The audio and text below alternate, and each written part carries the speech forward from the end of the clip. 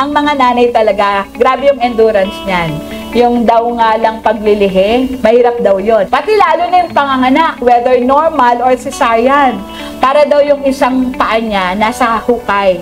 Kasi pwede niyang ikamatay. But really, women need to endure the pain, the suffering. Grabe po, ang daming pinagdadaanan ng mga nanay. But for as long as you have the word of the Lord and the promise of the Lord, we can endure everything. Praise the Lord! At habang tayo po ay nakatayo sa presensya ng Lord, let's open our Bibles in the book of Luke, chapter 11. At atin pong babasahin ng verses 27 and 28. Let's all together read. Ready, go! As Jesus was saying these things, a woman in the crowd called out, "Blessed is the mother who gave you birth and nursed you." He replied, "Blessed rather are those who hear the word of God and obey it." And the Lord has blessed the reading of His word. Tayo pong lahat ay makaupo na. Palakpakan natin muli ang Panginoon. God is good! And all the time, ayan, kamayan niyo po ang inyong katabi. Sabihin niyo, "I'm glad you're here." Kung nanay ang inyong katabi, paano ba malalaman mamaya, ma-offend, hindi naman pala nanay. Basta Happy Mother's Day po sa inyong lahat. Alam niyo bang buong mundo ay nagdidiwang sa araw ng mga ina. At alam niyo ba na unang ginanap o unang sinelebrate ang Mother's Day sa isang church. So talagang ipinapahayag lang na malapit sa puso ng Diyos ang mga nanay. Happy Mother's Day po! Palakpakan naman natin ng Lord. Sa buhay ng mga ilaw ng tahanan, sa mga nanay, hallelujah, na napakaraming ginagawa sa loob at kahit sa labas ng bahay. So, isang beses, isang taon ay dinadakila natin ang araw ng mga nanay. Kaya medyo nag-segue muna tayo.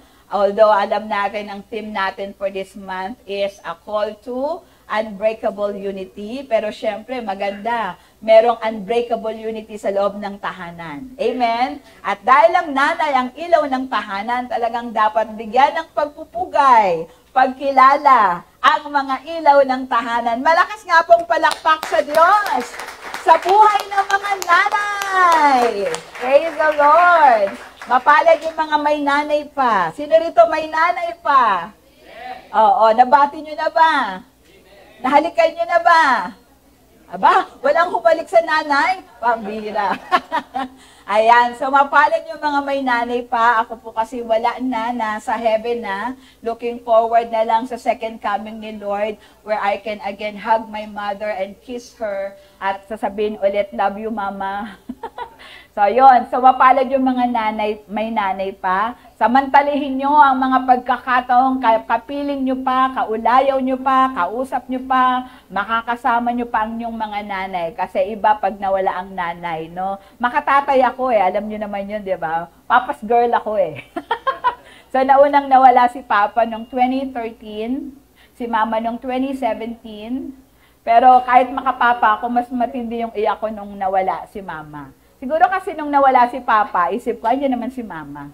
Pero nung nawala si Mama, Lalo na yung bumalik ka sa bahay mo, tapos andun ako sa kwarto. Dati kasi, dun sa Cavite, double deck kami, si Mama sa baba, dun ako sa taas ng bed. Tapos nung pag-upo ko doon, umiyak na ako. Andun yung ate kong panganay, niyakap, "Ate, Ala po, kaya yung mga may nanay, samantalahin nyo. Naku, kaysa naman malaman nyo pang kahalagaan ng nanay pag wala na siya. Kahit umiyak kayo, humagulgol kayo, lumuha kayo ng dugo sa harapan ng bangkay nila, ala ng effect yun, di na niyo yun makikita. So habang ngayong buhay pa, naku, ilibre nyo, itreat nyo. Gawin nyo lahat o pasaya lang si nanay. Kasi nung tayo na may maliit pa, ginawa rin naman nila lahat na magagawa para tayo mapasaya. Amen po? Dami na nagpapahid ng luha. Di pa ako nagsisimula. De, ganun kasi talaga. We have a wonderful connection with our mothers. Amen po? Actually, wala namang perfect nanay eh. Amen po? Wala rin namang perfect na anak. Lahat tayo imperfect. Pero the mere fact na merong tayong nanay, ito'y biyaya na ng Panginoon. Pero mo hindi ka lumabas ditong kabute, adyan ka na. Inilabas ka sa mundong itong baby at buti na lang may nanay na nag-alaga sa'yo. Kahit na ini-store mo siya sa pagtulog, gigising ka, tapos wiwiwi ka, tapos pupupo ka. Hawingin ka ng dede, talagang gigising ng madaling araw, no? Ay nako, ang sakripisyo ng nanay hindi nagtatapos pag nakapagtrabaho na tayo. Kahit may anak at apo na ikaw, may nanay ka pa rin na mapupuntahan. Amen? So thank the Lord for the lives of the mothers. Amen po? Kaya yung isang chapter sa Bible, dinevote for mothers, no? Yung sa Proverbs 31, yung pong a noble wife and a mother. Tapos ang gara nung bandang dulo, sabi doon, beauty is fleeting and charm is deceptive. Yung kagandahan, naglalaho yan. Amen? Charm is deceptive, but a woman who fears the Lord is to be praised. Salamat sa mga nanay na kahit araw nyo ngayon, pumunta pa rin kayo sa church. Bilang pagpapatotoo, importante ang pagsamba sa Diyos sa araw ng mga nanay. Amen? Palakpakan nga po natin ng Lord. Ayan. At yun nga, actually itong topic na ito yung na-share ko na 2018. Nag-aaral lang, no, kasi naka-record lahat ng teachings ko mula 2016. Half na lang nung 2016 kasi naiba ako ng laptop.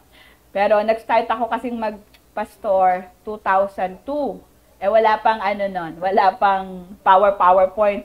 Ganyan, nakakinig lang kayo, ganyan. Hanggang sa nauso si PowerPoint, kailangan na merong presentation.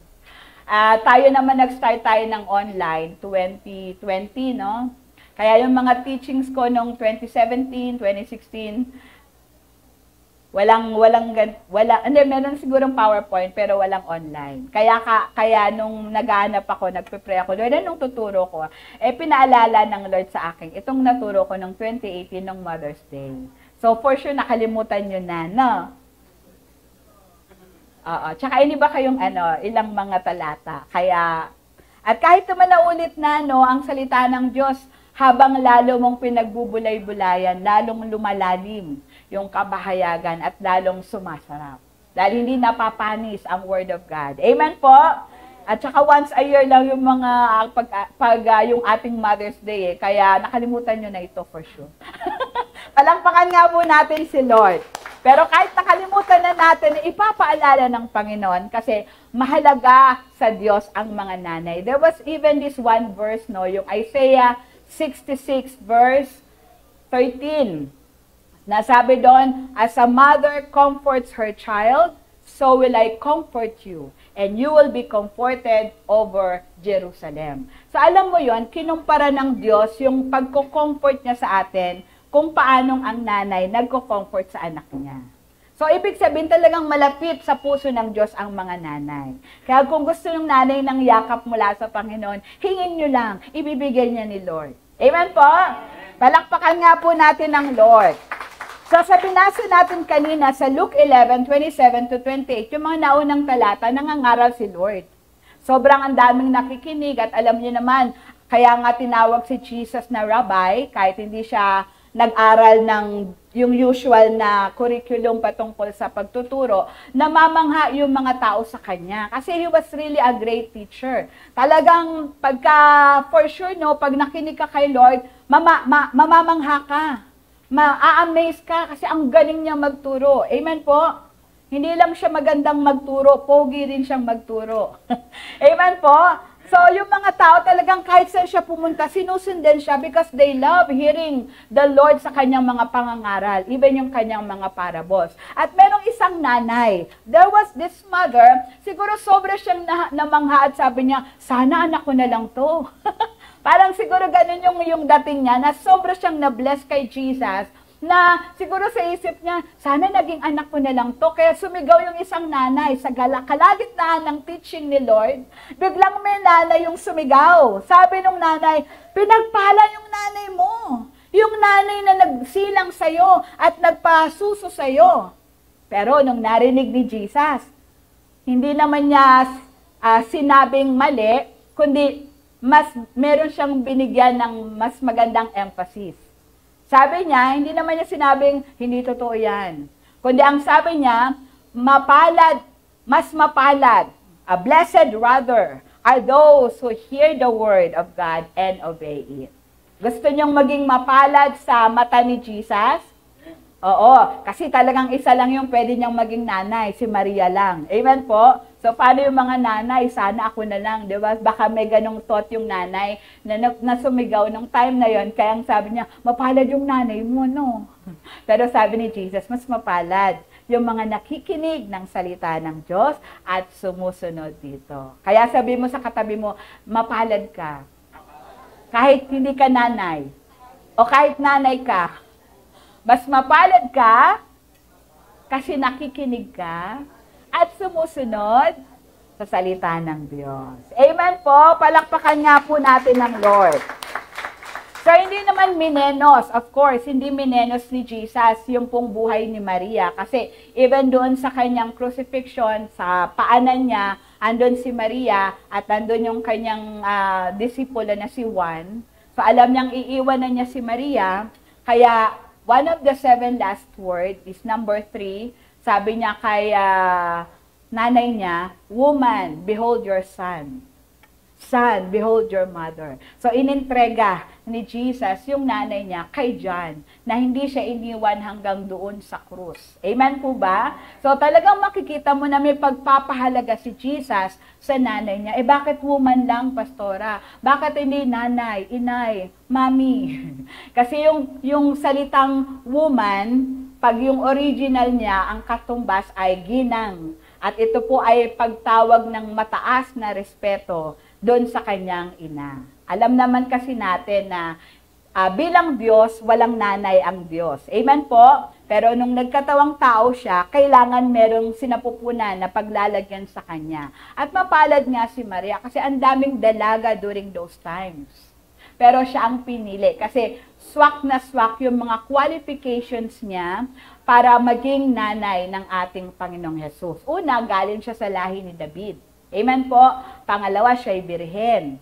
Pangatlo, nung kinausap siya ng anghel, kahit na alam niyang delikado on her part, kasi noon ng panahon, pag ikay walang asawa at ikay nabuntis, kakalad ka rin ka. At padadalin ka sa plaza at babatuhin ka hanggang mamatay. Pero nung narinig ni Maria yung salita ng anghel, hindi siya natakot. Kasi alam niya ang Diyos yung nag-uutos. Bagkos ang sinabi niya, ako ay lingkod ng Panginoon. Mangyari sa akin ang kanyang kalooban. Amen po? Kaya ang daming qualifications ni Maria sa pananaw ng Diyos. Kaya of all the women during those times, siya yung napiling ina ng magkakatawang taong Diyos. Amen po? Pero from this verse, hindi lang pala si Maria ang mapalad. Amen po ba? Kundi sabi ni Jesus, mas mapalad yung mga may oras at panahon para makinig ng salita ng Diyos at tuparin ito sa kanilang mga buhay. Di ba nakakamanghalang? Not because of what we can do for the Lord, na meron tayong pagkakataong makapaglingkod sa Kanya, kundi para sa Lord, makinig ka lang. Bigyan mo lang siya ng oras at panahon. At isakatuparan mo yung Kanyang salita, natutuwan ang Lord sa ating mga buhay. Hindi po mahirap i-please ang Diyos. Amen po? Pero pag na-please mo si Lord, wow, hanggang eternity ang kanyang biyaya at pagpapala. Amen po? Palakpakan nga po natin ang Lord. So ang ating pong title for today, kasi it's Mother's Day, medyo alis muna tayo sa A Call to Unbreakable Unity. Ang ating pong topic ay pinamagatan ko pong Blessed Mothers of the Bible. Blessed mothers. Kasi may ginawa ang Lord sa kanila at meron din namang ginawa sila para sa Panginoon. At yun nga po sa Luke 11:27 to 28 yung atin pong mga talata. So sa introduction, ang Bible po is known to be patriarchal. Sabi niyo po, patriarchal. Ibig sabihin, lagi pong lalaki yung nangunguna, no? Men-controlled government or society. Pero kahit na po patriarchal ang Bible, mula kay Adan, kay Noah, kay Abraham, kay Isaac, kay Jacob, puro lalaki, di ba? Pero kahit na patriarchal ang Bible na men-controlled government or society, hindi pa rin silensyo ang Bible patungkol sa mga babae na ginamit ng Lord, especially in significant times. Napakahalagang mga pagkakataon. Hindi sila kinaligtaan ng Diyos. There was even 2 books of the Bible named after women. See? Yung Book of Esther at saka yung Book of Ruth. So talagang makikita mo na kahit patriarchal ang Bible, men-controlled, government and society, basta merong ginawa ka para sa Panginoon at may pinagawa sa'yo ang Panginoon at sumunod ka, highlighted ka sa langit. Amen po ba? Kaya makikita mo, God really shows no favoritism, basta meron siyang sinabihan at sumunod, natutuwa ang Panginoon sa kanilang mga buhay. So dito, makikita natin sa ating pag-aaralan, meron po tayong 10.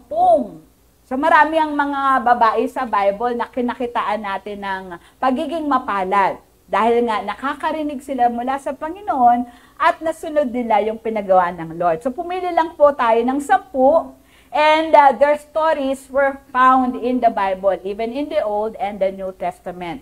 And we call them blessed. Sabi niyo po, blessed or blessed because they have heard and have obeyed God's word for them. Hindi sila magiging mapalad kung nakarinig lang sila at hindi naman sila tumugon. Pero tinatawag silang pinagpala kasi nakakarinig sila ng instruction from the Lord and kakibat nun yung kanilang pagsunod.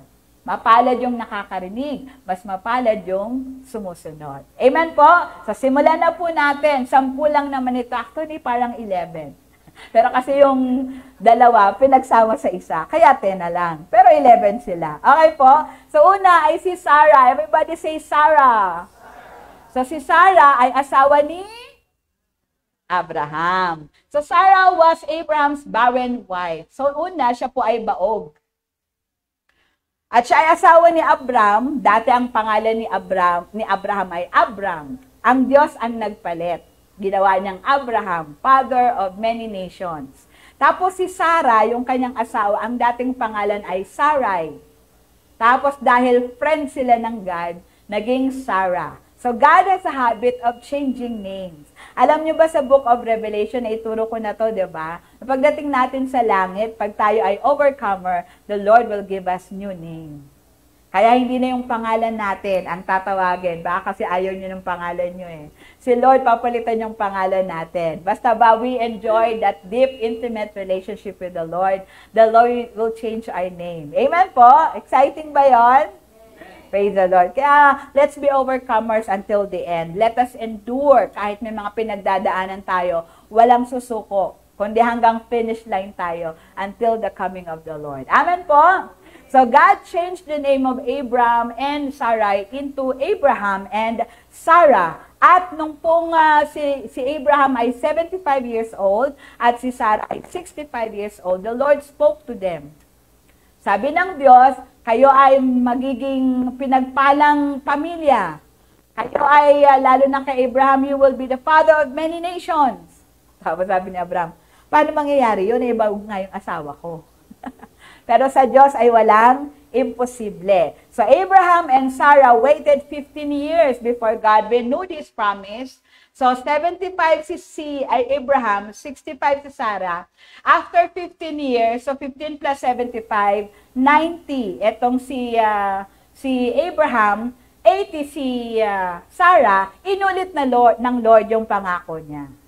Tapos, nung 99 si Abraham, tapos 99 si Abraham, 89 si Sarah, inulit-ulit. Sabi, same time next year, Sarah, manganganak ka na. Sabi ni Sarah, kung kailan ako ay magna-90 na, tsaka ako manganganak, natawa siya.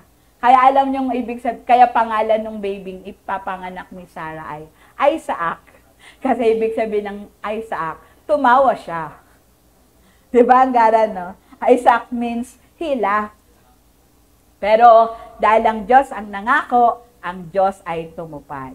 When Abraham was 100 years old and Sarah was 90 years old, nagkaroon sila ng anak, si Isaac. At kay Isaac, natuloy yung sinimulang pangako ng Lord kay Abraham. So we see here, Sarah, the mother who waited. Although medyo nainip siya, gumawa siya ng sariling diskarte, pero talagang nakita niya na iba pag ang Lord ang pumilos kaysa sariling diskarte. At tinuturo sa atin sa buhay ni Sarah, hindi mo kailangang tulungan ng Lord. God has His own ways and means. At magkakaroon tayo ng less trouble, less struggle, less na problema pag tayo nagpapatianod sa kalooban ng Lord. Di natin siya kailangang tulungan. Kailangan lang tayong magtiwala at manampalataya sa Panginoon. Amen po ba? Palakpakan nga po natin ang Lord. Sa pangalawa was si Hagar. Sabi niyo po, Hagar.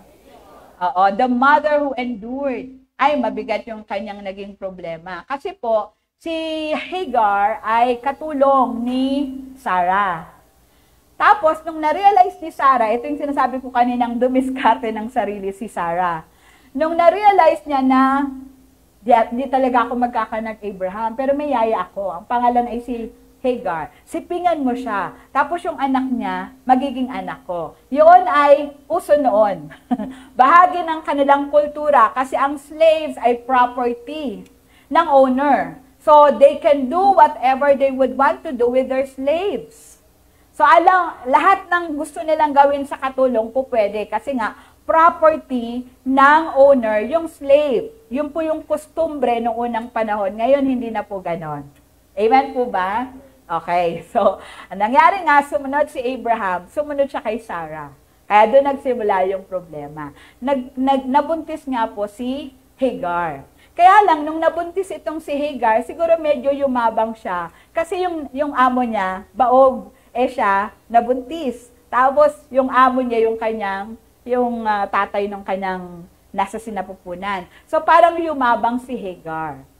Pero, ang ginawa naman ni Sarah, talagang pinaramdam niya, ako pa rin ang ilaw ng tahanan. Ano ka lang?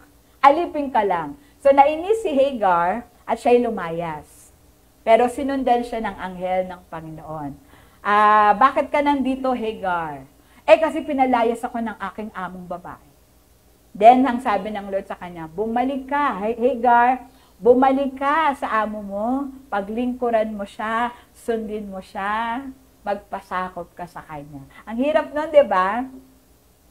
Pero kasi nga, dapat hindi inalis ni Hagar yung katotohanang alipin pa rin siya.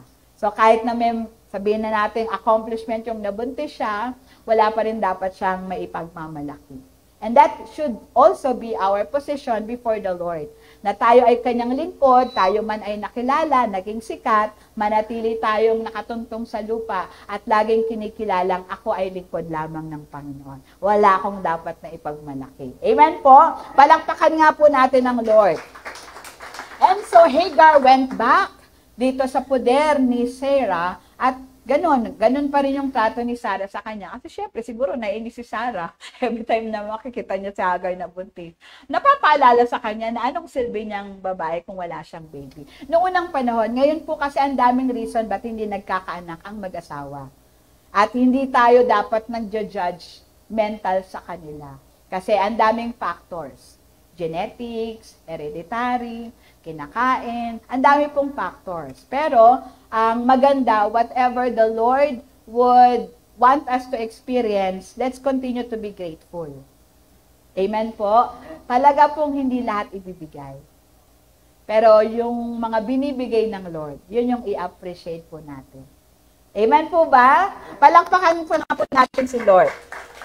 Tapos po, anong nangyari? Nanganak na nga po itong si Hagar. Tapos ang ipinangalan ay Ishmael. The name the angel gave to Hagar. Kasi ibig sabihin ng Ishmael, God hears. Parang Samuel. Parang, alam mo yun, parang binaliktad yung Ishmael, Samuel. Ibig sabihin, God hears. So, yun yung pangalan ng baby ni Hagar. Paglipas nga ng ilang taon, when Sarah was 90 years old, nanganak nga siya, si Isaac. So, syempre, etong batang si Ishmael, ibang klase siya maglaro. So, nilalaro niya itong si Isaac, kaya lang syempre, baka mali yung paglaro niya, parang nasasaktan si Isaac. Nagalit si Sarah. Sabi niya, Abraham, palayasin mo yung babaeng yan, di ko na siya kailangan. Anong ginawa ni Hagar? Lumaban ba siya? Ang hirap din yung posisyon ni Hagar. Pero dahil the Lord commanded her, inutusan siya ng Lord, wag kang lumaban, sumunod ka sa amo mo. Alam mo, walang magawa si Hagar because it was the Lord who spoke to her. Alam mo yon?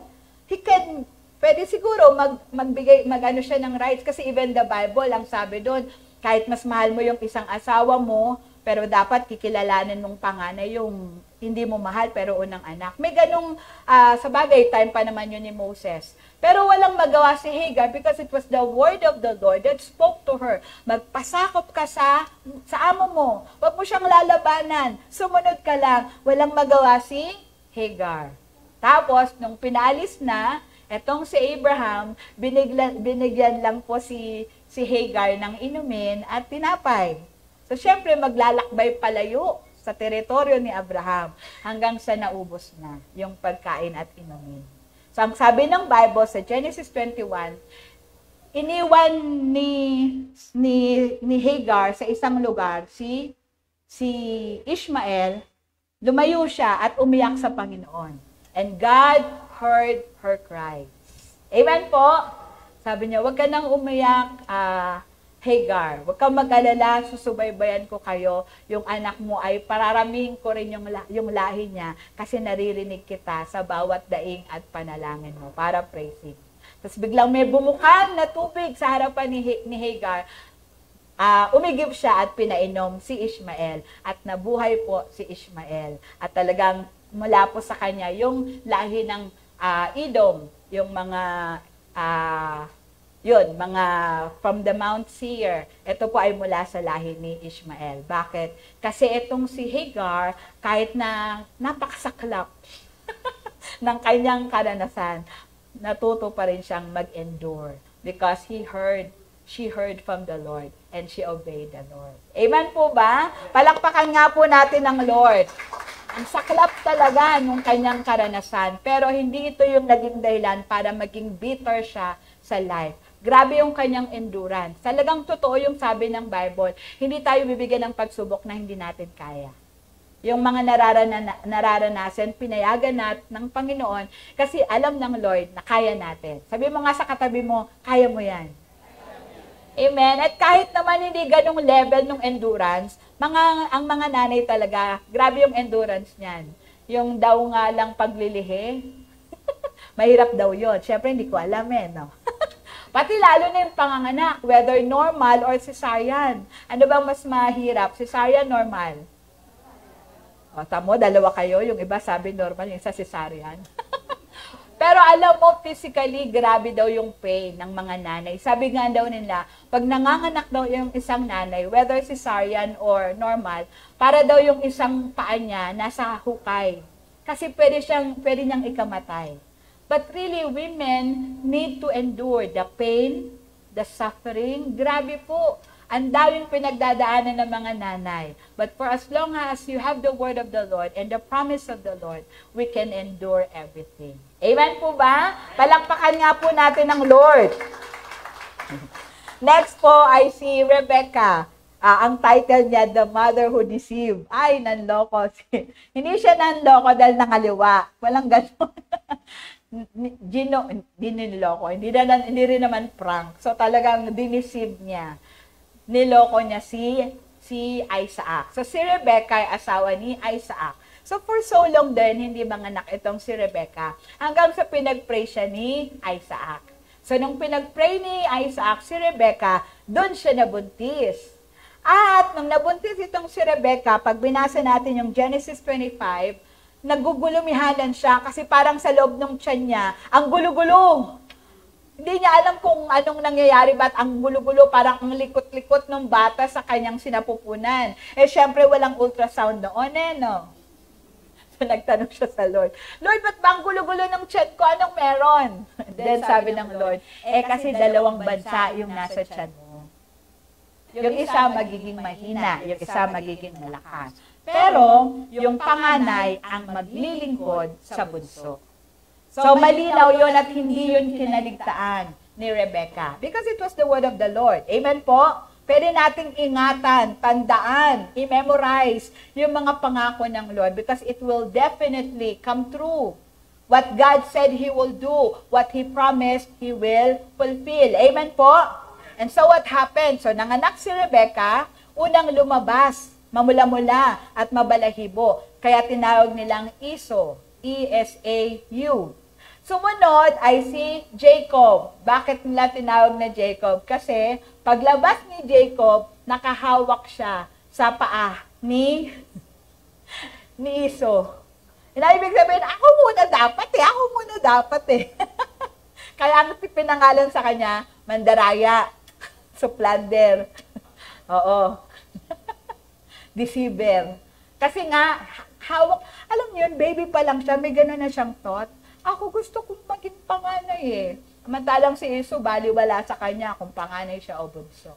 So itong si Rebecca, hindi niya nakalimutan yon na the elder will serve the younger. Hanggang sa isang araw, narinig ni Rebecca yung sinabi ni Isaac kay Esau. Sabi ni Isaac, Esau, mukhang kukunin na ako ni Lord para praising. Kaya gusto ko, lumabas ka kasi mangangaso or hunter. Itong si Esau, mangaso ka. Ihuli mo ko ng malaking animal, wild animal. Tapos iluto mo sa lutong favorite ko. After kong kumain, i-release ko sa yung blessing. Yung blessing ng panganay. Narinig ni Rebecca. So umalis na si Esau, no? Maya-maya, hinanap ni Rebecca si Jacob. Jacob, halika Jacob. Narinig ko yung tatay mo. Ngayon na niya i-bless si Esau. Parang ang dating, alam ko ikaw yung dapat eh. Ganito gawin natin ha. Punta ka sa bahay ko, andun, may damit doon si Ishmael. Pero bago yon ay Esau. Pero bago yon, kuha muna ng 2 kambing. Luluto ko siya sa paborito ng tatay mong luto. Pero ikaw, magbihis ka. Merong damit ko sa bahay ko. May damit ni Esau sa bahay ko. Suotin mo yon. Sabi ni Jacob, Nay, baka imbes na ako'y mapagpala, ako'y maparusahan kasi pag hinawakan ako ni tatay, hindi ako mwelbon. Makinis ako. Lawless ako. Si Esau kasi di ba mabalbon. Sabi ni Rebecca, hayaan mo yung sumpa mapunta sa akin. Pero sumunod ka lang. So lalagyan kita ng balahibo ng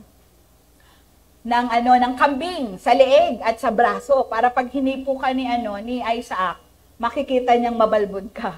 Kasi balahibo pala yun ng kambing. Tigas naman ng anyway. So walang nagawa si Jacob kundi sumunod sa nanay niya.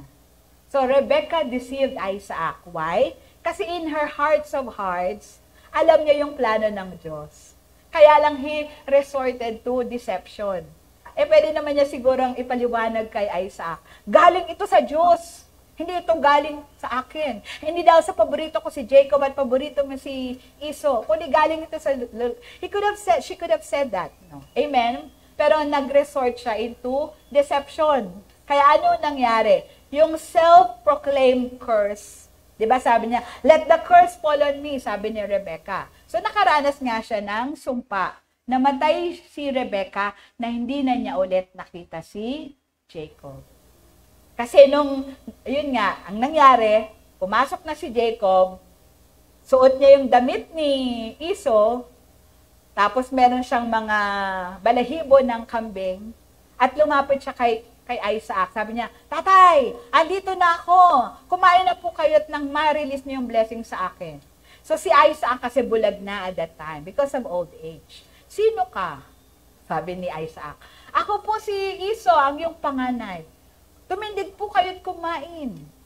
Sa isip ni Isaac, boses ni Jacob. Di ba pag bulag, sensitive yung other senses. Boses ni Jacob halika nga rito anak, na ikay aking mayakap. At lumapit nga si Jacob. At siya'y niyakap. Tapos, naamoy niya yung amoy ni Esau. Amoy araw. Siyempre, walang tide. Ariel. Ano lang yan? Pagpag lang. Here, there, everywhere. Sabi niya, amoy Esau. Tapos kinapaka pa niya. Kutis Esau. Pero boses ni Jacob. Bakit nangyari yon? Pero sabi ng Bible, mas naniwala siya sa kanyang naramdaman at naamoy kaysa sa kanyang narinig. So kumain siya, at after niyang kumain, bless niya si Jacob. Yung blessing para sa panganay. Alitong tuwa na ngayon yung mag-ina. Maya-maya dumarating na si Iso, nakahuli na at niluto niya. Tapos punta rin siya sa tent ng tatay niya. Ama, dito na po ako, kumain na po kayo nang mabigay ng aking blessing. Sabi ni Isaac, sino ka? Ako po si Iso, ang iyong panganay. Sino yun? Alam na this. Sabi ni Iso, yan talagang kapatid kong yan. Pero wala na po ba kayong blessing for me? Wala na inubos ko na sa kanya. Grabe yung iyak ni Iso. Pero kasi nga, hindi niya binigyan ng mataas na pagrespeto yung pagiging panganay. Kaya inalis yun sa kanya. At ibinigay kay Jacob na doon pa lang sa sinapupunan ni Rebecca ay may plano na ang Panginoon. Amen po ba? Ang mali lang, we need not resort to deception. So, yun yung parang negative dito kay Rebecca, and she suffered for that. Namatay siyang hindi niya na ulit nakita si Jacob. Kaya, talagang wag na pong mag-deceive. Ayaw ng Lord na we deceive. Even yung asawa, bibigyan ko yung nanay ko, hindi ko sasabihin sa asawa ko, wag nang ganun, sabihin nyo na lang. Para yung blessing ng Lord, flowing and overflowing. Amen po? God is the God of truth and we are His people. So we should also tell the truth kahit na it hurts. Ang nagsasabi ng tapat, sasama ng maluwag ba? Maluwag. Whatever. So, ang nakita ko lang dito, although mali yung kaparaanan ni Rebecca at hindi ko siya ini-encourage, amen po, ang nakita ko lang dito, talagang pinanghawakan ni Rebecca yung salita ng Lord sa kanya. So yun din, no? May salita ang Diyos sa atin. May pangako ang Diyos sa atin. Huwag nating bibitawan. Panghawakan natin because at the right time, the Lord will make it happen. At di mo siya kailangang tulungan. Kailangan mo lang magtiwala at manampalataya sa Panginoon. Amen po ba? Palakpakan nga po natin ang Lord. Ika-4. Ito yung sinabi ko sa inyong dalawa sa isang number. Si Leah at si Rachel. Sila po yung magkapatid. Hindi naman sila kambal. Pero sila po yung magkapatid. Mas panganay si Leah kaysa kay Rachel. Sila po ay pamangkin ni Rebecca. Si Leah at si Rachel po ay mga anak ni Laban. Pangit ng pangalan, no? Laban. Di naman. Laban-laban lang. Laban-laban lang. So what happened? So, ito nga kasing si Rebecca, narinig niya yung sabi ni Iso, pag namatay yung tatay ko, papatayin din kita, Jacob, kasi ninakaw mo yung para sa akin. Ganon. Narinig na naman ni, yung mga nanay, no? Mahilig, makinig. Anyway, joke lang po, joke lang. Anyway, so narinig na naman ni Rebecca yung pananakot ni Iso. Kaya lapit siya kay Jacob. Jacob, narinig ko yung kuya mo, papatayin ka daw dahil sa ginawa mo. Ayaw mong sabay kayong mawala sa akin. Kaya punta ka kay Tito Laban mo, dun sa nanay at tatay ko, dun kay Tito Laban mo, sa kapatid ko. Dun ka muna. Pahupain natin ang init ng ulo ni Iso. Pagka okay na siya, patatawag kita. At hindi na nga po sila nagkita. So pagdating po ni Jacob, doon po sa kay Tito Laban niya, una niyang na-meet si Rachel, who was a shepherdess. At maganda po si Rachel. At nabighani. Etong si Jacob. So sabi po pero bago yun, talagang nag-serve na po ng ilang panahon si Jacob kay Laban. Pero ala siyang sweldo. Kumakain lang siya. Sabi ni Laban sa kanya, tagal mo nang nagsiserve sa akin. Anong gusto mong sweldo? Sabi siguro hiya pa si Jacob eh. Gusto ko po sana pangasawa si Rachel. Love na love ko talaga siya. Para gano'n, Sige, sabi ni Laban, sige, kaysa naman ibigay ko sa iba. Sa iyo na lang. Pero mag-serve ka sa akin ng 7 years. Sige po. 7 years lang pala eh. Alam niyo naman pag umiibig. Pag nagmamahal, wala yung kung gaano katagal. Amen po? So what happened? Nag-serve na itong si Jacob kay Laban for 7 years. Parang ilang araw lang daw yon. sobrang pagmamahal niya kay Rachel. Amen? Ano nangyari? Ang kasal po kasi sa Israel gabi. Gabi po kasal doon, di umaga. Tapos yung babae pa nakabelo. So, kinasal, nakabelo. Tapos, dinala na ni Jacob sa kanyang tent. At sila'y nagsiping. Pagising na sa umaga, laking gulat niya kasi hindi Rachel yung kanyang napangasawa, kundi ang nakatabi pala niya ay si Leah. Yung panganay, yung ate ni Rachel. Takbo ngayon si Jacob kay Laban. Tito Laban, ano nangyari? Di ba ang gusto ko si Rachel? Bakit si Leah binigay mo? Sabi ni Laban, mandraya din. Ay, sorry po. Kasi bawal sa aming kultura na maunang mag-asawa yung bunso kaysa panganay. Kaya, bigay ko rin sa'yo si Rachel. Ibibigay ko na siya sa'yo ngayon. Pero, mag-serve ka ulit sa akin ng 7 years. 14 years. Love, talagang pagmahal, susuungin lahat, tatawin ng bundok, lalangoy ng dagat. Masungkit lang yung pag-ibig ng minamahal. Amen? Kaya dalawa yung asawa ni Jacob. Hindi dahil ginusto niya, kundi dahil sa kanyang Tito Laban. Tapos ang ginawa pa nitong Tito Laban na ito, binigyan ng tag-isang yaya. So, 2 asawa at 2 yaya. So, nagkompetensya yung magkapatid. Kasi si Rachel, hindi nanganganak. Si Leah, anak na anak. Hanggang sa naisip ni Rachel, di ba katulong yaya? Sipingan mo yung yaya ko para yung anak niya akin. So, ganun din ginawa ni Leah. Sipingan mo yung yaya ko para yung anak niya akin. Kaya po, naging 12 yung anak ni Jacob. Amen po. Pero ang maganda, itong magkapatid naman na ito, nung una po ito, bawal na po ito ngayon. Sobrang bawal. Nung unang panahon po ito, wala pang kautusan ni Moises. Nauna po si Isaac, si Jacob kaysa kay Moises. Okay? Genesis ito. Exodus si Moses. Okay? Baka kasi magaya nga. Huwag ganon. Hindi kasi hindi madali yung relasyon nitong magkapatid. They could have been fighting each other sa matindi. Yung mga gulo ngayon, nung nagsasabunutan. Asawa ko yan. Pero noon po, hindi naman sila ganun magbangayan. Amen po. So, wala rin namang kasalanan si Leah. Talaga ang promotor, yung si Laban. At nadatna na lang nila yung sitwasyon na gano'n. So, itong magkapatid na ito na si Leah at Rachel, they were mothers who shared. They had to share. Amen po? Kaya lang, hindi ito applicable sa atin. Yung kanilang nangyari sa kanila. Nakita rin naman natin na ginamit pa rin sila. Pero mo yung 12 tribes of Israel came from these two. Dito sa magkapatid na ito. And God bless all the 12 tribes. Even yung mga anak ng yaya. Mga yaya. Bless ng Panginoon. Kasi kahit tayo ay nagkakaatraso at nagkakasala at nagkakamali, pag bumalik pa rin tayo sa Panginoon at humingi ng tawad, God can really bless us. Amen po ba? Kaya balik lang sa Panginoon pag na-realize mo mali yung ginawa ko, Lord. Balik ka pa rin sa Panginoon. Hingi ka ng tawad and the Lord will definitely release His blessing because He is slow to anger, abounding in love. He is the God who forgives. Amen po? Pero pag alam mo ng mali, huwag mo nang gawin.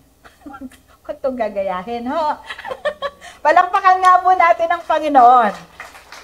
So, kakaiba yung kanilang sitwasyon at hindi naman na ito naulit sa iba pang kwento ng Biblia. Pero yun nga, they were mothers who shared one husband, even with the 2 yayas. Pero, naging maayos din naman yung kanilang pamilya. At yun nga, the mere fact na God used their children to form the entire nation of Israel. Alam talaga natin na God is gracious. Si Judah ay anak ni Leah. Kasi yung iba sinasabi, kontrabida yung si Leah. Hindi po siya kontrabida. Ala lang siyang magawa, sumunod lang siya sa tatay niya. Amen po? And alam nyo ba na itong si Leah, siya yung inilibing katabi ni Jacob. Si Rachel, nilibing siya daanan. Pero ang magkakasama sa libingan, si Abraham, si Sarah, si Isaac, si Rebecca, si Jacob, at saka si Leah. So, hindi po kontrabida si Leah. Amen po? Kasi kanya galing si si Judah na naging lineage ng hari ng ating Panginoong Jesus. So let us not judge Leah na she's better than Rachel. Kasi pag binasa niyo yung mga pangalang binigay niya sa anak niya, scriptural. Judah means praise. Asher means happy.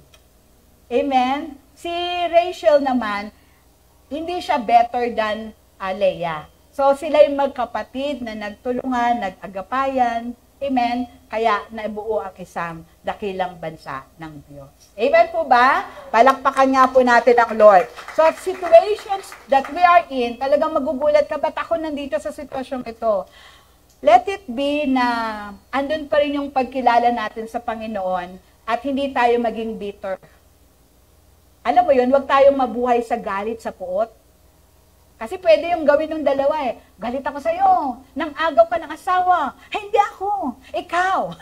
Sino nga ba nang agaw? Si Leah, si Rachel? O diba, no? O sino? So, buti na lang, hindi sila naging bitter and hateful enemies until they die. No. Magkasama sila sa isang bubong. At sila'y nagtutulungan at nagdadamayan. So, anumang sitwasyong meron ka, do not be bitter about life. But be better. Huwag mo nang ulitin the same mistake. Amen? And be a better person for the glory of God. Amen po? O, kaya nyo pa ba? O, panlima, si Jochebed. Sino si Jochebed? The nanay of the Moses. The mother of Moses. So Jochebed was determined to find a way to save her son. Kaya ang tawag kay Jochebed ay the mother who had a plan. Kasi sila po ay nasa Exodus na, no? So sila po ay nasa Egypt. At dumami ng dumami ang mga Israelita sa Egypt na natakot yung Parao. Sabi ng Parao, ang dami ng mga lalaki. Alam nyo, mali ang arithmetic ni Parao eh. Sabi, dumadami daw. Ang pinapapatay niya yung lalaki. Sino ba nanganganak? Mali yung Parao. Kasi kung gusto mong kontrolin yung population, edi yung mga babayang sila nanganganak kaya, yung nanganganak mga lalaki, no? Mali yung Parao. Kasi nga, hindi naman basta si Parao yun, si Satan, yung nag-induce kay Parao na patayin ang mga Israelita. Kasi alam ni Satanas na mula sa lahi ng Israelita ang magiging tagapagligtas ng buong mundo, none other than the Lord Jesus Christ. Kaya mali rin ang computation ni Satan eh.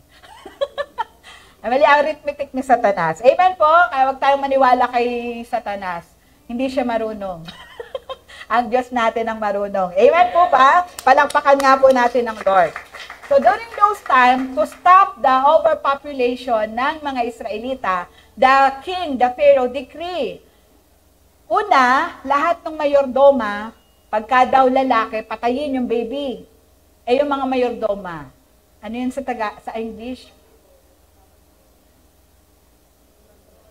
Komadrona. Ano ba sabi ko? Oh, mali nga ako. Sabi ko nga mali ako eh. Nakikinig. Very good.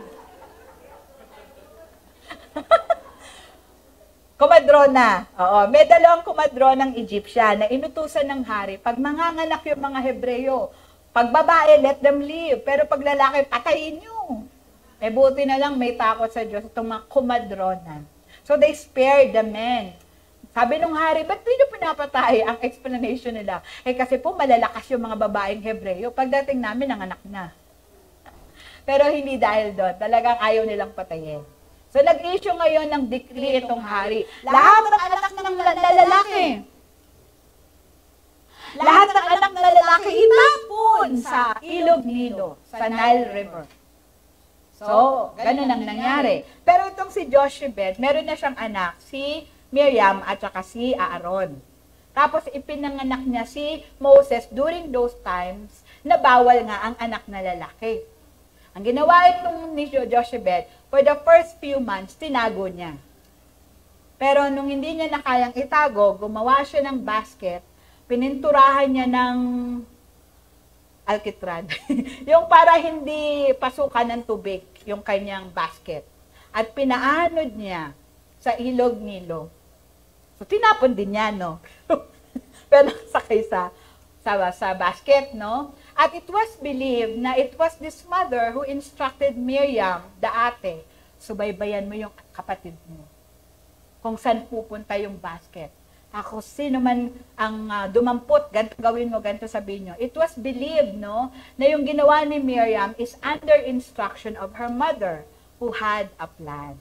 Amen po ba? So, ang nangyari, sinundan ni Miriam, at of all the places na pwedeng anurin itong basket, ito'y napunta sa swimming pool ng Pharaoh's daughter. Gara ng Lord, no? Paano kaya nakarating yun doon? Ay, may himala ang Diyos. Amen? Tapos, itong Pharaoh's daughter, siguro walang anak, we do not know, narinig niya yung umiyak na si Moses. At binuksan niya yung basket. At nakita niya nga si Moses. I've drawn you out of water, so your name will be Moses. Ibig sabihin ng Moses, kinuha ko sa tubig. Siya namang lapit ni Miriam. Gusto niya po, hanapan ko siya ng yaya. Sige, hanap. Of all the women na pwedeng gawing yaya, yung nanay mismo. Kaya si Moses ay naalagaan, na breastfeed ng kanyang sariling nanay.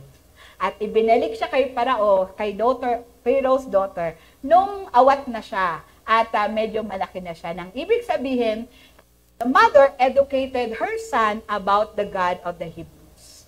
Kaya may faith si Moses patungkol sa Diyos ng mga Hebreyo kasi tinuruan siya ng nanay niya. Amen po ba? Kaya dapat ang mga nanay may plano, no? Amen? Alam niyo, kwento ni Sister Dory noon, baby pa lang yung mga anak niya, nililayhan sa Lord, yung mapapangasawa nito. Masakit yun daw no?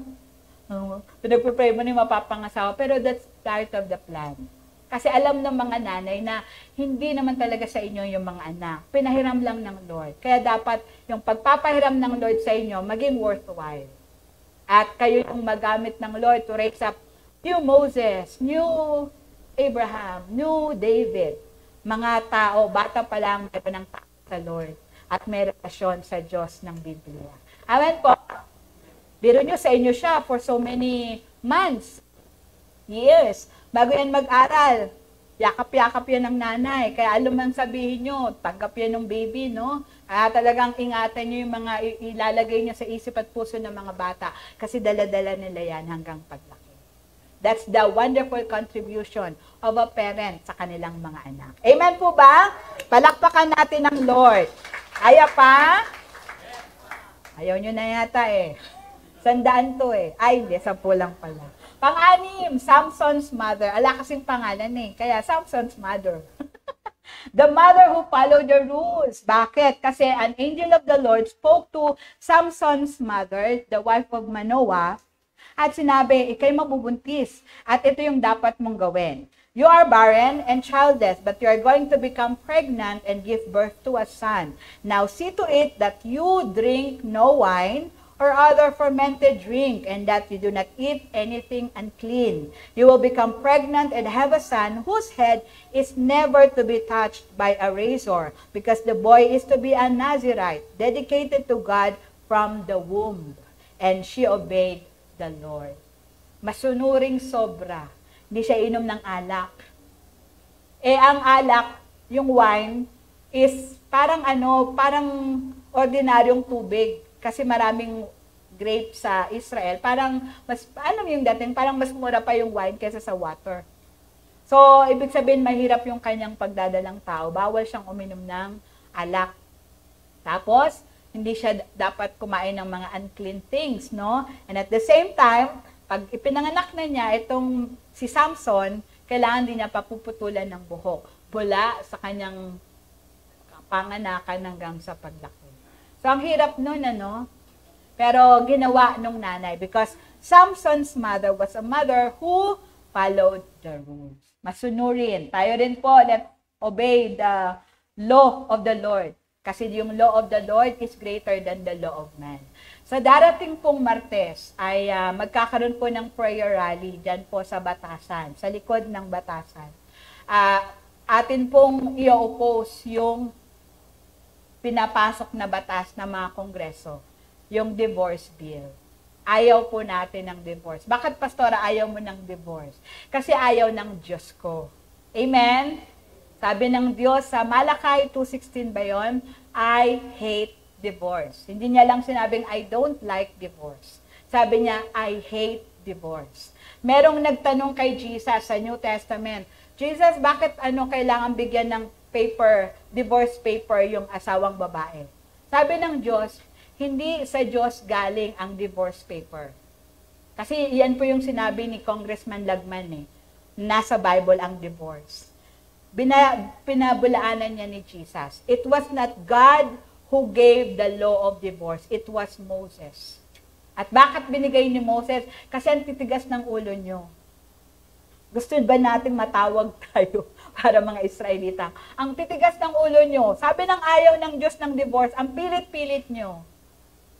Ang magulang na natitigasan ng ulo yung anak, anong ginagawa ng magulang sa matigas na ulong anak? Pinapalo. Gusto nyong mapalo bilang bansa? Hindi pa ba tayo napapalo, Pas? Hindi pa. Hindi pa palo yan ng Lord. Buong bansa nakakaranas ng ganitong mga delubyo, gawa nga nung pandemic. Hindi pa yan palo. Gusto niyo yung palo? Baka hindi tayo makatagal. So why love what the Lord hates? Bakit mo gugustuhin yung inaayawan na ng Panginoon? Rebelde po yun, pagre-rebelde. The word of the Lord is clear. At sinabi pa yan ni Jesus, hindi galing sa Diyos ang divorce.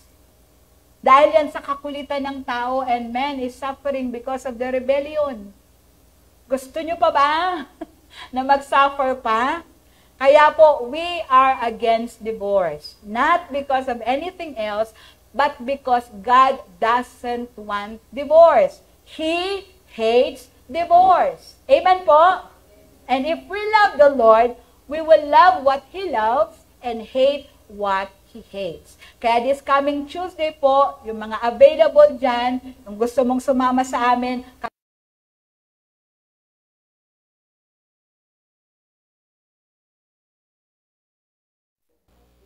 nood kayo.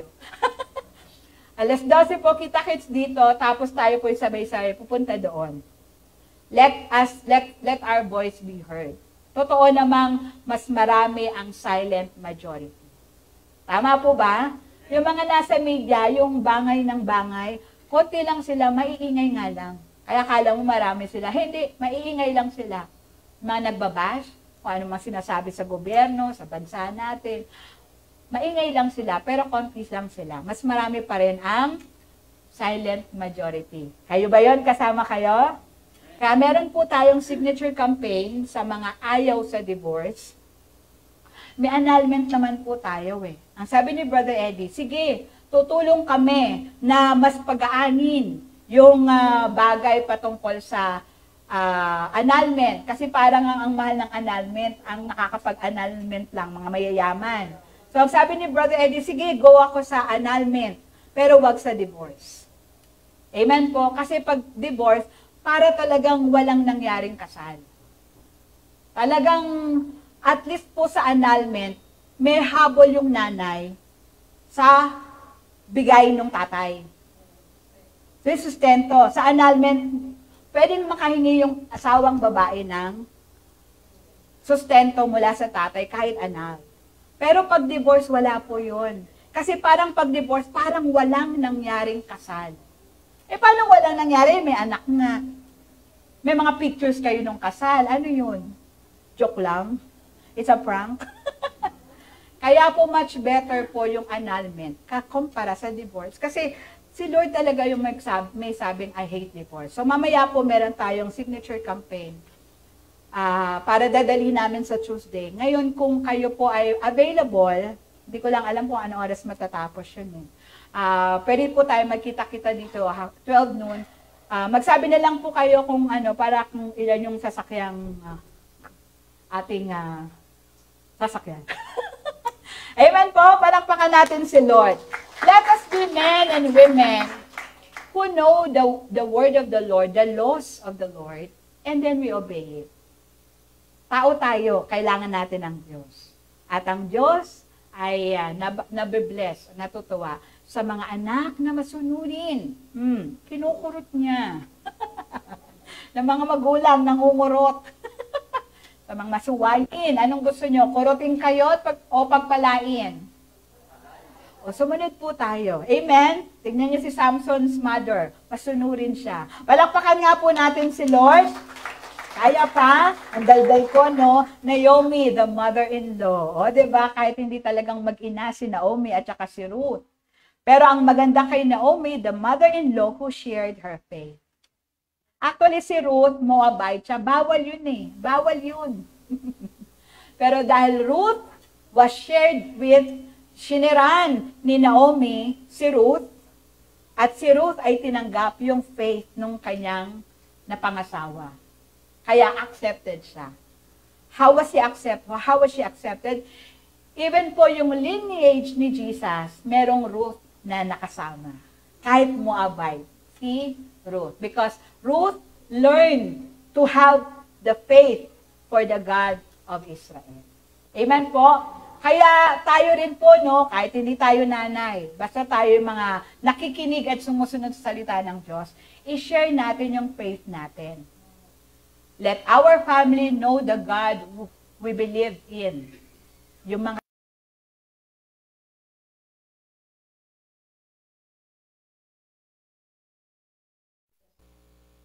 Kaya pala itong si Ruth, si Naomi dumating pa sa puntong na nawalan siya ng faith sa Diyos eh. Pero si Ruth, hindi. Minsan may ganun eh, yung sinesharean mo, mas tumindi pa yung faith kaysa sa'yo. Ang galing mo mag-share. Kasi yung sineran mo lumago, aba mahiya ka. Kung yung sinesharean mo ay nagpatuloy, tapos ikaw huminto. Ma-encourage ka sa buhay ng sineran mo kasi hindi siya huminto sa pagkilala sa Panginoon. Amen po? Si Ruth ay Moabite, pero napangasawa ng anak ni Naomi at ginawa itong way ni Naomi para ipakilala sa kanya ang Diyos ng Israel. Kaya nung time na gusto na ni Naomi na bumalik na lang si Ruth sa kanyang bayan kasi babalik siya ng Jerusalem, sabi ni Ruth, wag mo na po akong pigilan. Sasamahan po kita hanggang kamatayan. Ang Diyos mo ay magiging Diyos ko, ang bayan mo magiging bayan ko. Kamatayan lamang ang makakapaghiwalay sa atin. So Ruth embraced the faith of his mother-in-law. Why? Sineran siya eh. Kung di siya sineran, hindi niya i-embrace yun. Sineran niya. Kaya in-embrace na rin ni Ruth yung Diyos, yung faith ni Naomi. Amen po? So, ganun din po tayo. Pag nag-akyat ng manliligaw yung anak nyo, tama ba? O kaya, yun, may pinakilala sa inyo, huwag nyo kaagad na itaboy. Hindi yan born again eh. Upuan nyo muna, share nyo. Malay mo, parang Ruth din yan. Hindi nyo naman ini-endorse agad eh, diba? Upuan nyo muna, share mo muna, makilala niya si Jesus. Amen? Total, ang pipili naman, hindi ikaw nanay, yung anak. Palakpakan natin si Lord. Kaya alam nyo, ito yung napakagandang kwento ng magbiyanan. So sabi nila, mahirap magkabyanan. Ay, hindi po. Kasi dito, hindi iniwanan ni Ruth si Naomi. At ang nangyari, blessed ng Lord si Ruth, naging asawa niya si Boaz, isang hasyendero, ayaman at tao. Amen? Tapos ng anak. Ang anak ay si Ang pangalan ng anak niya? Si Obed. Tapos si Obed, naging anak niya si Jesse. At si Jesse, naging anak niya si David. Si Haring David. Diba? Sino makakaisip nun? Ang Diyos. Kasi yung mga tumatanggap at kumikilala kay Jesus, kinikilala rin ng Diyos. Amen po ba? Palakpakan nga po natin ang Lord. Number 8, si Hannah, the mother who kept her promise. Siya po yung nanay ni Samuel. Opo. Kasi si Hannah, baog din. Dami pa ng baog sa Bible na nagkaanak kasi nag-pray sa Lord. Amen po? So si Hannah ay baog din, pero yung kanyang asawa, may asawang iba. Dalawa sila sa isang bahay. Ito, bad itong si Penina, inaaway niya si Hannah. So sabi ni Penina, wawa naman, baog. Galing mang asarin. Sabi naman ni Hannah, hindi siya sumasagot. Umiiyak lang siya. Hindi siya lumalaban. taon-taon, nagpupunta sila sa Jerusalem to worship. So, hindi kakain si Hannah, fasting siya. Kasi magpipray siya kay Lord. So, nagpray siya, Lord, penging anak, pag binigyan mo ko ng anak para praising, ibibigay ko rin siya sa iyo. Habang nabubuhay siya, sa iyo siya, bigyan mo lang ako ng pribilehiyong maging nanay. Parang ganun yung dating. Naririnig ni Eli, si Eli was the high priest, ataba nun, ataba tao. Akala niya, lasing si Hannah, kulang siya ng discernment, no? Kasi nagpipray si Hannah, walang boses. So akala ni Eli, the high priest, lasing. Nilapitan niya ngayon. Ikaw babae ka, para praising ha. Ikaw babae ka, tigilan mo na pag-inom ng alak. Hindi yan maganda sa iyo, ganon. Sumagot si Hannah, ay hindi po ako ganon. Ako po ay nananangis sa Panginoon. At ibini-blurt out ko lang po yung aking panalangin. Ay, ganun ba? Sabi ng Eli. O sige, pagpalain ka ng Lord, hingin ng Lord ang yung panalangin. In Jesus' name. Ay, wala pa lang in Jesus' name. No? Okay, so, nakangiti na si Hannah, kahit inaway pa siya ni Penina, bala ka dyan. Basta ako, nagpe-pray kay Lord. Amen po? O, iwas yung mga taong toxic, huwag niyong pansinin. Kay Lord kayo tumingin at magtiwala. Amen? Pagkaliwas ng ilang panahon, nabuntis si Hannah. At nanganak. At pinangalanan niyang Samuel. Kasi ibig sabihin ng Samuel, nakinig ang Diyos. Amen? At kagaya ng kanyang pinangako, nung naawat na sa breastfeeding si Samuel, dinala niya na sa templo at iniwan na niya doon. At naglingkod si Samuel sa templo na parang isang priest.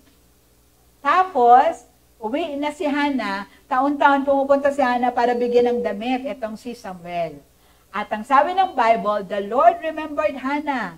Kasi masunurin, tumutupad sa pangako. Kaya ang ginawa ng Lord, dinagdagan niya ng mga anak. Si Hannah. Amen? May mga babae at mga lalaki. Bakit? Marunong magantimpala ang Diyos sa mga anak niyang tumutupad sa ipinangako. Amen? Kaya kung may pangako ka kay Lord, nakusundin mo yan para more blessings will flow and overflow. Amen po? Palakpakan natin si Lord. Kaya pa? Dalawa na lang. O, hinto na natin. Joke lang. Okay, pang siya may si Elizabeth. Sino si Elizabeth? Siya po yung nanay ni John the Baptist, na asawa ni Zechariah. So sa Luke 1:13-14, habang nag-worship at nag-o-offer itong si Zechariah, kinausap siya ni Angel Gabriel. Naunang kinausap ni Angel Gabriel si Zechariah after 3 months o 6 months, tsaka niya kinausap si Mary. Okay po? The same angel. Tapos, sabi niya kay Zechariah, Zechariah, pinagpala yung asawa mo, manganganak siya ng isang lalaki, ipapangalan mong John. At siya'y magiging kagalakan ng inyong pamilya at maraming matutuwa dahil sa kanya at napakalaki ng kanyang role before the Messiah. Ang problema kay Zechariah, hindi siya naniwala. Meron siyang duda. Kaya ang sabi ng angel, ako ay anghel ng Panginoon. Ako si Angel Gabriel, who is near the presence of the Lord. But because you do not believe my word, wala nga, hindi ka na makakapagsalita. Hanggang hindi ipinapakanak si John. So, naging pipi ang John. Si Zechariah. Ay, nakikinig talaga sila. Very attentive kayo, no? So, naging pipi si Zechariah. Humingi na lang siya ng mga panulat para yung gusto niyang sabihin, sinusulat niya. Pero, kung paano si Zechariah hindi naniwala, bagkus nagduda, ibahin niyo si Elizabeth. Kasi sabi niya sa Luke 1:25, the Lord has done this for me. Nung nabuntis na siya, sabi ni Elizabeth, the Lord has done this for me. She said, in these days, He has shown His favor and taken away my disgrace among the people. So, siya yung the mother who believed in miracles. Hindi katulad ng kanyang asawang si Zechariah na may duda. Pero si Elizabeth ay naniwala. Tayo rin po, pag ang Diyos na ang nangako, ala ng duda dapat. Baka mapipi tayo, kayo rin. Mga salita ng Lord, yes Lord, I believe. Sige Lord, sabi mo yan eh, I believe, I receive. In Jesus' name. Palakpakan natin si Lord. Oh, last! Woo! Tagal ba? Na-enjoy nyo ba? Oo, thank you, Lord. Pang-sampu ay si Maria. Talaga naman, the mother who was blessed among women. So Mary was blessed kasi of all the women, siya yung pinili ng Lord para maging ina sa laman, sa lupa ni Jesus. But she also had to endure the greatest sacrifice of all time. Grabe yung kanyang sakripisyo kasi before her eyes, he saw the death of our Savior. Masakit yun. Amen? Siguro sobrang dinudurog yung kanyang puso. At bago pa yun, sinabi na ng Lord, sinabi na sa kanya ni prophet. Ano pangalan nun? Yung doon sa sa Luke chapter 2, Simeon. Ni prophet Simeon na yung punyal maitatarak sa puso mo dahil sa batang ito. At totoo po, kasi maagang nabiyuda itong si Mary dahil maagang namatay si Joseph, the husband. Tapos ang dami nilang mga anak, may babae, may lalaki. At si Jesus yung tumayong panganay, base po sa Matthew chapter 13. So hindi naging madali yung buhay ni Maria bilang ina ni Jesus sa laman. But she had patience, she had faith, and she had obedience. So she had to watch him suffer. Andun siya mismo sa paanan ng krus ni Jesus eh. At hindi siya madaling tignan, ano. Pero ayun, yung na-torture din itong si Nanay Maria. Pero he endured because alam niya, hindi naman talaga kanya si Jesus. Siguro ganun din, wala tayong magagawa. Mapalad yung mga nanay na nakita nilang lumaki yung mga anak nila. Talagang may ganun no. Pero yung mga nanay na nasa tiyan pa lang, nawala na. O kaya, mas nauna nyong ililibing yung anak nyo kaysa sa inyo. Kasi mas naunang namatay. Hindi siya madali.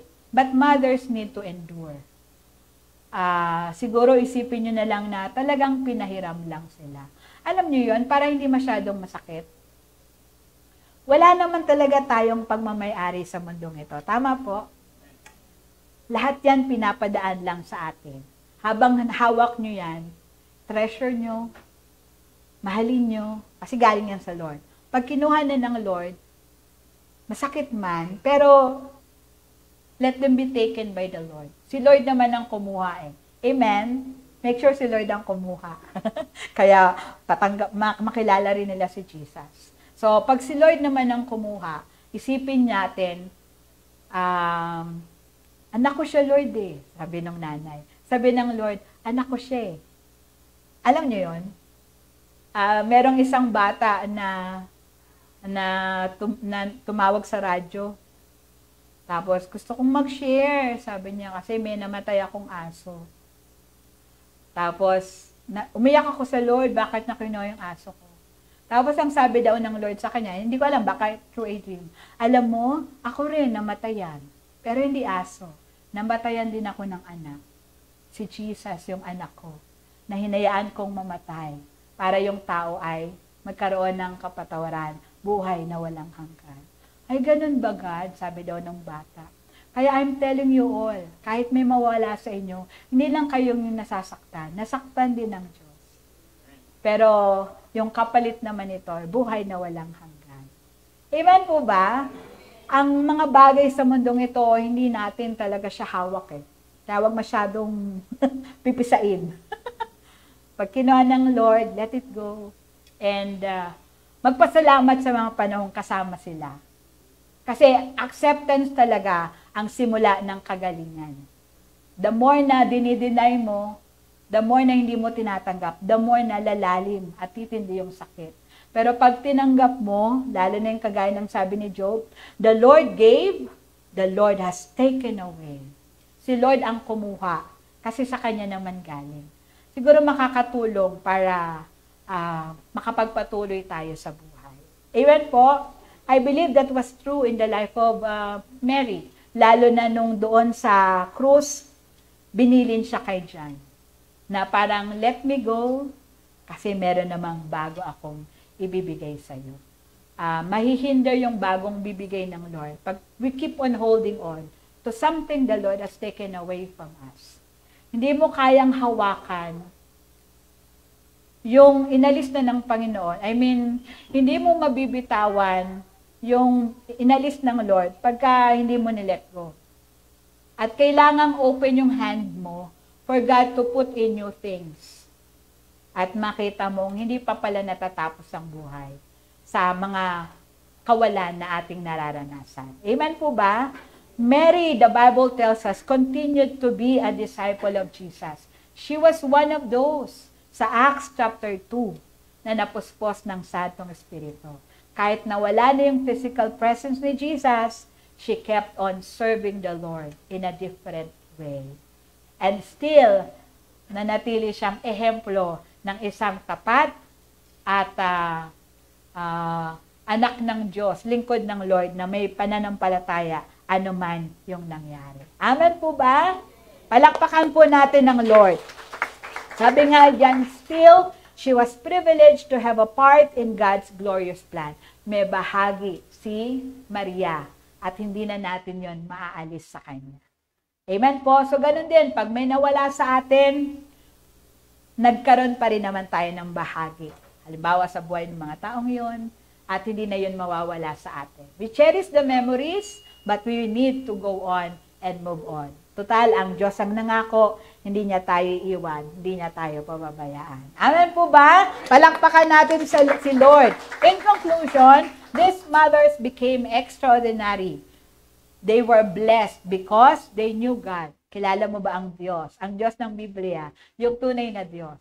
Yung Diyos na nagmahal sa atin, na ibinigay niya yung kanyang kaisa-isang anak. At ang sabi niya, tanggapin mo si Jesus para maging anak din kita. At magsasama tayo ng walang hanggan sa langit. Amen po? So they knew God, and we should also know God. They heard from God. Nakarinig sila sa Panginoon. Nangungusap ang Diyos hanggang sa ngayon. Amen po ba?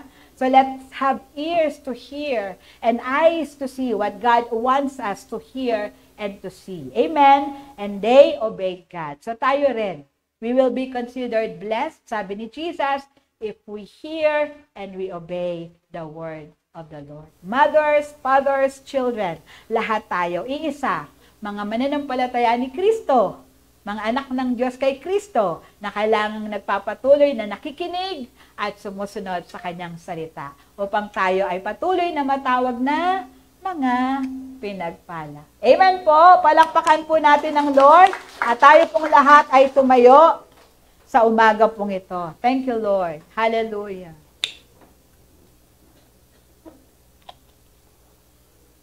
Let's bow our head and close our eyes. Thank you, Jesus. Hallelujah. Can we sing that song, yung salamat? Ang dami man nating naranasan. Salamat pa rin dahil meron tayong Diyos na hindi tayo iniiwan at hindi tayo pinapabayaan. Thank you, Jesus. Ano ba una nun?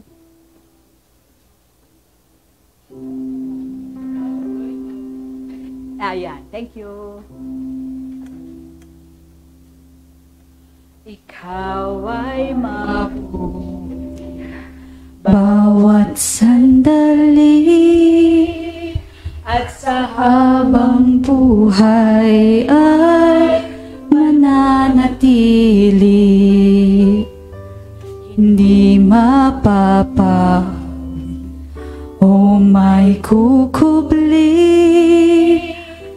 maging sa dilim ng gabi.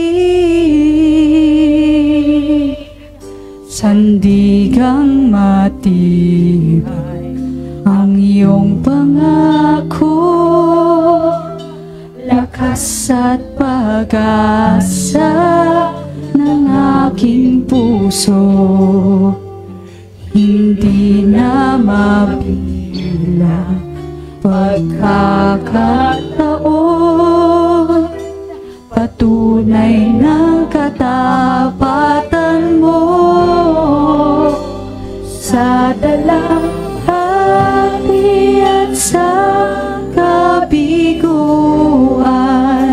sa pagluha ng puso na sugatan, sa pagsubok na iyong pinahihintulot,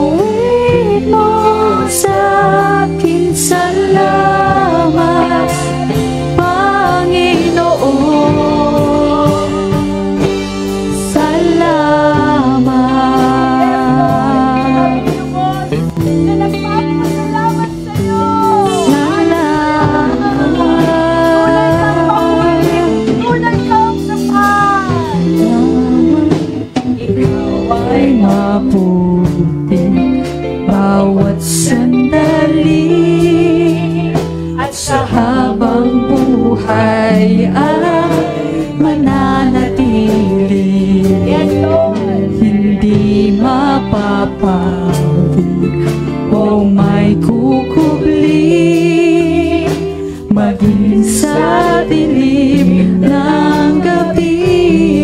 Sandigang matibay, sandigang matibay ang iyong pangako.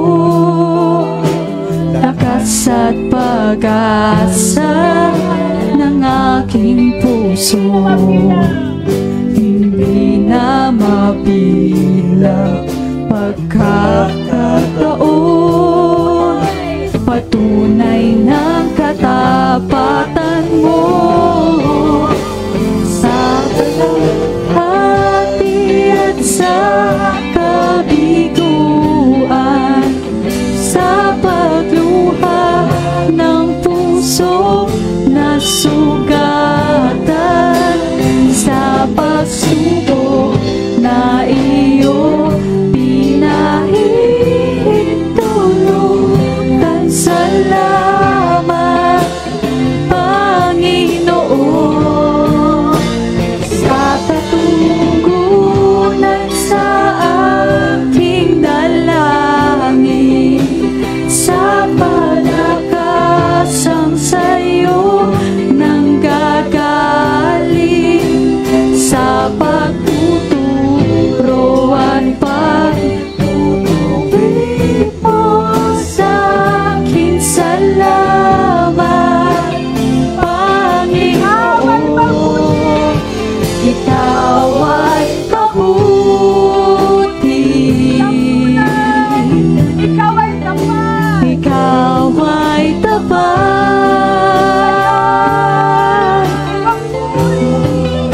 sa'yo ang papuri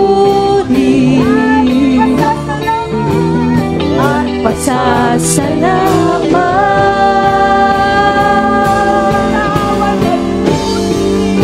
Ikaw ay mabuti,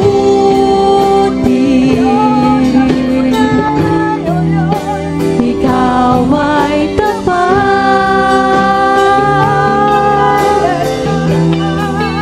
sa'yo ang papuri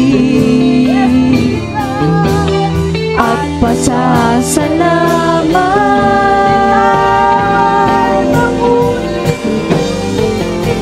Ikaw ay mabuti,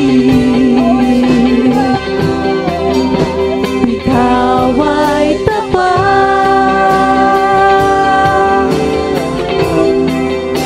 sa'yo ang papuri at pasasalamat.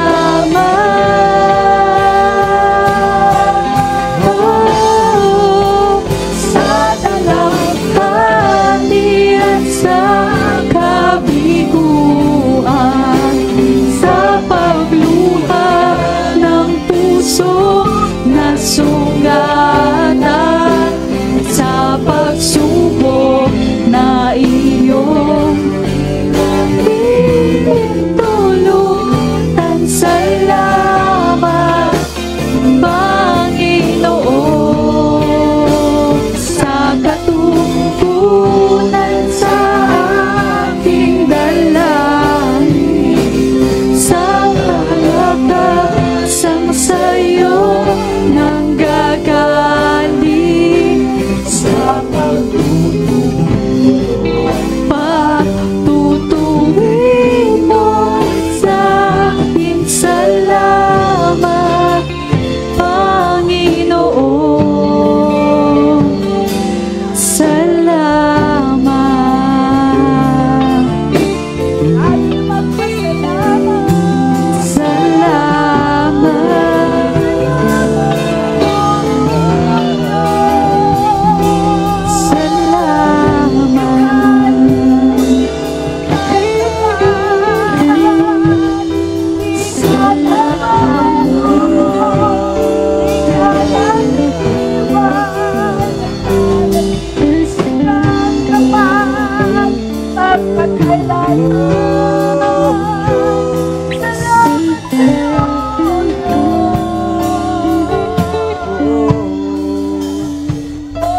maraming salamat. Tunay kang mabuti, O Diyos. Hindi dahil sa wala kaming nararanasang problema at pagsubok, kundi mabuti ka dahil sa kabila ng mga nararanasan namin sa buhay. Hindi mo kami iniiwan. Hindi mo kami pinapabayaan. Sinasamahan mo kami, pinapalakas, pinapatatag. Ikaw ang nagbibigay sa amin, Panginoon, ng kagalakan, ng kapanatagan, ng pag-asa. Sapat ang iyong pag-ibig na bumabalot sa aming puso't buhay upang kami makapagpatuloy.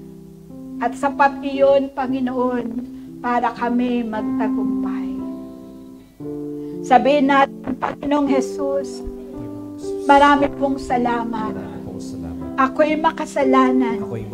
Pero inibig mo. Nang gayon na lamang. Binigay mo si Jesus. Namatay sa krus. Dahil sa aking mga kasalanan. Nabuhay siyang muli. Para sa aking kaligtasan. Panginoong Jesus. Ipinapahayag ng aking bibig. Mula sa aking puso. Ikaw po ang aking Diyos. Hari. Panginoon. Sarili kong tagapagligtas.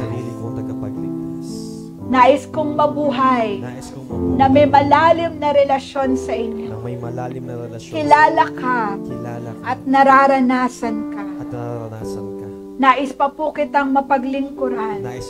Maranasan pa ang maraming bagay patungkol sa iyo.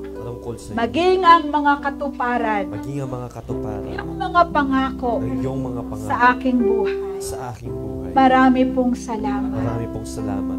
Ako na lang po ang magpipray. Kung meron ka pong problema, sakit karamdaman, taas mo ang iyong kamay at simulan mong buksan ang iyong bibig at humingi sa Panginoon. Ang pangako ng Diyos, humingi ka tikay aking bibigyan. Maghanap ka tikay makakasumpong. Kumatok ka tikay pagbubuksan. We have an open heaven now. Hallelujah. Oh, the Spirit of the Lord is in this place and we can ask anything in the name of Jesus and He will give it to us. Lord, naririnig niyo po ang mga panalangin ng iyong mga anak. Sila'y nakinig ng iyong salita. At may pagnanasang tumugon sa iyong mensahe. Lord, paunahin niyo na po ang blessing sa kanila. The blessing as they hear your word. Give solutions to their problems. Give healing, pain and discomfort, sicknesses and diseases.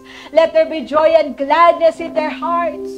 Na anuman ang kanilang problema, suliranin, kabigatan, ikaw ang tutugon, ikaw ang aagapay, ikaw ang tutulong sa kanila, magpapatatag upang malagpasan nila ng may katagumpayan, O Diyos, ang kanilang nararanasan. Lord, salamat, sapat ang iyong mga pangako. Hindi mo kami iwan, hindi mo kami pababayaan. Lord, release your blessings to your people, Lord, that whatever they need, you will give it to them in the mighty, mighty, mighty name of Jesus. Thank you, God. Hallelujah. Ngayon naman po ipanalangin natin ang ating mga nanay na nandito. If you can just come forward before the altar. So we will unitedly pray for you. Sige po yung mga nanay na narito.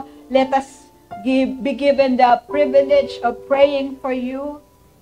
Hallelujah, Lord. Nakikita mo ang paglapit ng mga nanay sa inyong altar, Panginoon.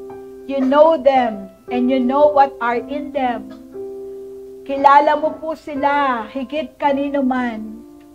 At Lord, sila'y nagbigay ng oras at panahon para sa iyo. Hindi madaling maging ina, Panginoon. Pero dahil mahal ka nila at mahal nilang kanilang pamilya, tinaguyod nila ang kanilang buong pamilya mula sa kanilang mga asawa at mga anak hanggang sa kaapu-apuhan po nila. Kaya ang aming sama-samang panalangin, pagpalain mong lubos ang mga nanay na ito. Patuloy mo silang lahat na bigyan ng mahaba at mapagpalang buhay, malakas at malulusog na pangangatawan. Alisin mo anumang sakit, karamdaman sa kanila. Alisin mo anumang takot, pangamba. Alisin mo ang kawalan ng pag-asa. Palitan mo ng lubos na pagtitiwala sa inyo. Lord, haplusin mo ang kanilang likod. Hayaan mong maranasan nilang yung katapitan higit kaysa dati. Lord, ikaw ang kumumpleto sa kanilang mga kakulangan, O Diyos. Lord, ipadama mo yung pag-ibig sa kanila. Ipadama mo yung presensya sa kanila. Ipadama mo yung hipo ng pagmamahal. Haplos ng pagmamahal. Yakap ng pagmamahal sa buhay ng mga nanay na ito. Oh, the Lord is saying to you, you have done well. Mga nanay, tama ang inyong ginawa. You have done well. Nakita ng Lord ang inyong pagpapagal para sa inyong pamilya. At hindi man, wala namang perfecto, pero the Lord is acknowledging every effort that you have done. It's not your failure. Talagang hindi nyo lang talaga kaya lahat.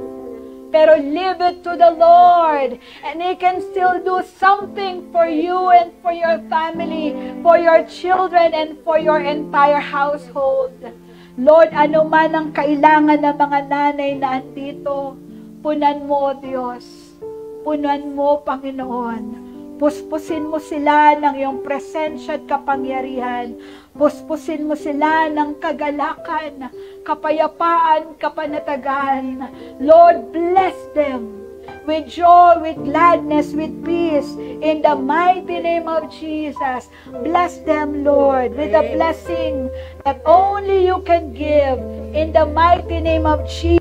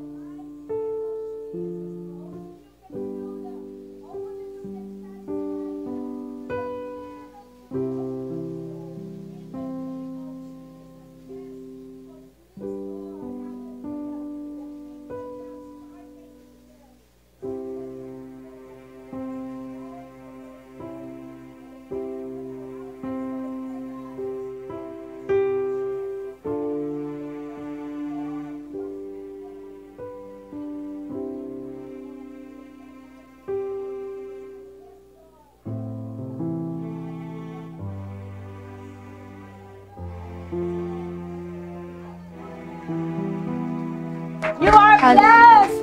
You are blessed. You are blessed by the Lord. Receive the blessing of Jesus. Hallelujah. And we declare all our family belongs to the Lord. And that Jesus is Lord over every family in this place.